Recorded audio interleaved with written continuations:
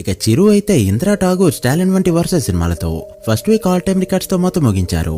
అలా 1983 నుంచి 2007 వరకు చిరునే నెంబర్ 1. ఈ 25 ఇయర్స్ లో ఓపెనింగ్స్ పరంగా, ఇండస్ట్రీ హిట్స్ పరంగా, 100 డేస్ మూవీస్ పరంగా కూడా ఎలా చూసినా చిరునే టాప్. ఇక నెంబర్ 2 ఎవరన్న విషయానికి వస్తే లేట్ గా ఎంట్రీ ఇచ్చినా కూడా మిడ్ 90s నుంచి 2000 వరకు కూడా ఓపెనింగ్స్ పరంగా, లాంగ్ రన్ పరంగా అండ్ ఇండస్ట్రీ హిట్స్ పరంగా అండ్ అవార్డ్స్ పరంగా తన సత్తా చాటుకున్నారు వెంకటేష్ గారు. బాక్సాఫీస్ స్టామినా పరంగా చూసుకుంటే వెంకటేష్ గారు టాప్ 2 ప్లేస్.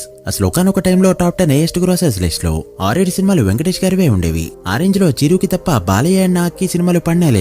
బట్ సీనియారిటీ బట్టి అండ్ మాస్ లో చిరుకి కాంపిటీషన్ ఇవ్వడంతో బాలనే చాలా మంది టాప్ 2 ప్లేస్ లో వేస్తారు. అండ్ వెంకటేష్ గారికి ఉన్న హిట్ పర్సెంటేజ్ లో సగం కూడా లేకపోయినా చాలా మంది టాప్ 2 లో బాలకృష్ణ గారిని పెడతారు ఫర్ సో మెనీ రీజన్స్. ఇక కెరీర్ మొదట్లో ఇండస్ట్రీని షేక్ చేస్తారనుకున్న నాగార్జున గారు తర్వాత సాఫ్ట్ సైడ్ కి టర్న్ అయిపోవడంతో నాగార్జున టాప్ 4 ప్లేస్ కి పరిమితమయ్యారు. చాలా మంది వీళ్ళ పేర్లు చెప్పేప్పుడు చిరు, బాలయ్య, నాగార్జున, వెంకటేష్ అంటూ నాగార్జున గారిని థర్డ్ ప్లేస్ లో పెడతారు.